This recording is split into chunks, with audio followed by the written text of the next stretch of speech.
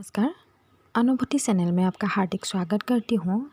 आज पढ़ाने जा रहे हैं पाश्चात्य काव्यशास्त्र के स्वच्छंदतावाद और स्वच्छंदतावाद के प्रमुख तत्व। तो आइए जानते हैं। तो पहले जान लेते हैं स्वच्छंदतावाद क्या है।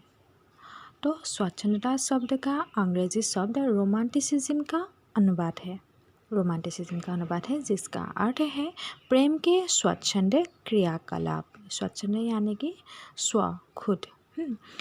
इस शब्द का प्रथम प्रयोग जर्मनी के प्रसिद्ध आलोचक स्लेगर ने किया था। ये याद रखना है, जर्मन के प्रसिद्ध आलोचक है स्लेगर। 18वीं शताब्दी के उत्तरार्ध में रूसो ने मानवीय स्वच्छंदतावाद का समर्थन किया था। किसने किया था? रूसो ने।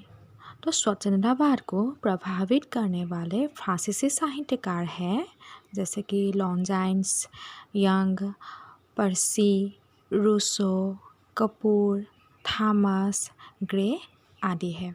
यानी कि इन लोगों ने स्वच्छंदतावाद को एक नई दिशा प्रदान किया था। स्वच्छंदतावाद के विषय में उनका नारा था कि उनका कहना था कि man is born free but is bound everywhere in sense.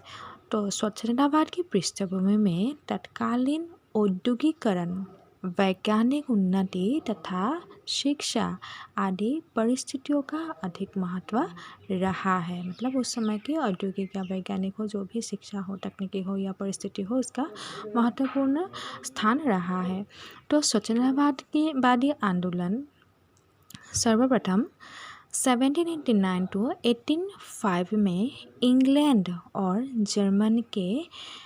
German में पहले ये आंदोलन हुआ था। तो इसके बाद William Wordsworth, Carl Lewis, Byron, फिट्स, सर वाल्टन स्कॉट आदि ने इस आंदोलन को विकसित किया था।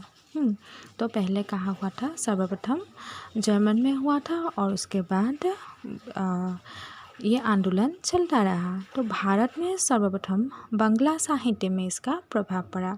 बांग्ला साहित्य में पहला प्रभाव पड़ा था और हिंदी में यह सायावाद नाम से परिचित हुआ। हम सभी जानते हैं कि सायावाद क्या है। तो सायावाद के मूल कवि थे जैसे कि जयशंकर प्रसाद, सुमित्रा नंद पंत, सूर्यकांत त्रिपाठी निराला, महादेवी वर्मा, रामकुमार वर्मा आदि सायावाद के प्रमुख कवि रह चुके थे।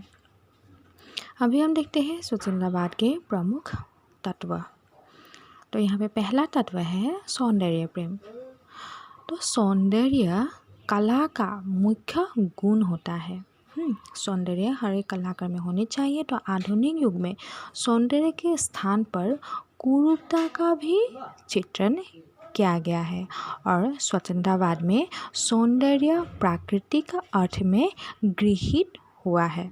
यानी कि सौंदर्य का जो भी है वो कुरूपता में भी दिखाई पड़ता है आजकल, और इसका प्राकृतिक अर्थ भी होता है। 2 नंबर पॉइंट है काल्पनिकता। सौंदर्य के प्रति जिज्ञासा के साथ साथ सौंदर्य के अप्रत्यक्ष रूप का जिस प्रकार से उद्घाटन हुआ है उसमें भी कल्पना समाहित होती है। यानी कि सौंदर्यता के साथ साथ क्या है? काल्पनिकता होना अति आवश्यक है। तो स्वच्छंदतावाद में जो अनुभूति होती है वो काल्पनिकता के माध्यम से ही होती है। यानी कि कल्पना के माध्यम से ही सौंदर्यता झलकता है। 3 नंबर पॉइंट है भावुकता। स्वच्छंदतावाद प्रकृति, दृश्य या वस्तु को किसी भाव से युक्त होकर देखता है। किसी एक भाव से देखता है, मन की जो स्थिति है उससे देखते हैं। यह वर्णन ऐसा होता है कि उसे पढ़ने या सुनने वाले भी उसी भाव में बह जाता है। यानी कि जिस प्रकार से या दुखद हो या सुखद हो, जो भी लिखते या जो भी देखते हैं तो पाठक का उसमें प्रभाव पड़ता है। 4 नंबर पॉइंट है व्यक्तिगता। तो स्वच्छंदतावाद में निजी यानी कि खुद का एवं व्यक्तिगत अनुभूति को यहाँ महत्व दिया जाता है और व्यक्तिगत जीवन की प्रेम, असफलता, विषाद, निराशा आदि अभिव्यक्त किया जाता है। तो यहाँ पर स्वच्छंदतावाद में व्यक्तिगता में क्या है? खुद को ज़्यादा या खुद की अनुभूतियों को ज़्यादा महत्व दिया जाता है, चाहे दुखद हो या चाहे सुखद हो। 5 नंबर पॉइंट है आडंबर और कृत्रिमता का विरोध। तो स्वतंत्रतावाद में पुरातन नियमों और परंपरागत आडंबर से मुक्त होकर जीवन की सहजता और स्वाभाविकता का चित्रण किया गया है। यहाँ पे क्या है, बाह्य आडंबरों को त्याग किया है, यानी कि पुराने जो भी नीति नियम है, रीति रिवाज है, उसको त्याग करके एक नया जीवन पर जोर दिया है।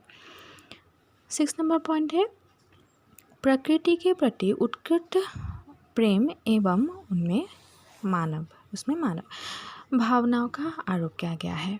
तो प्रकृति के प्रति प्रबल प्रेम भाव के कारण जीवन में आए कृत्रिमता से मुक्ति मिल जाती है और प्रकृति में संवेदना की अनुभूति स्वतंत्रतावादी काव्यों में देखी जाती है। तो यहाँ पे क्या होता है, प्रकृति के प्रति जो भी प्रेमालाप होता है और जीवन की जो भी कृत्रिमता है उस प्रेमालाप से दूर हो जाता है और प्रकृति में हमेशा संवेदना समाये हुए होती है। 7 नंबर पॉइंट है, मानवतावादी दृष्टि।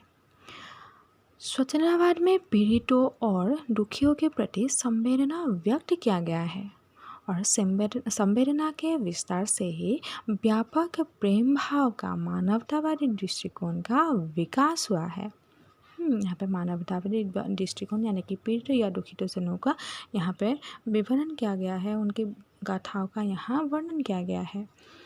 तो अतः वे निष्कर्ष के रूप में हम यही कहेंगे कि सौंदर्य के प्रति जिज्ञासा भरा प्रेम, प्रकृति के प्रति आकर्षण और रहस्य की भावना, संवेदना, कल्पना, रूढ़ि, मर्यादा, रहस्य की भावना, संवेदना, कल्पना, रूढ़ि, मर्यादा क्या है आदि स्वतंत्रतावाद के प्रमुख तत्व रहे हैं।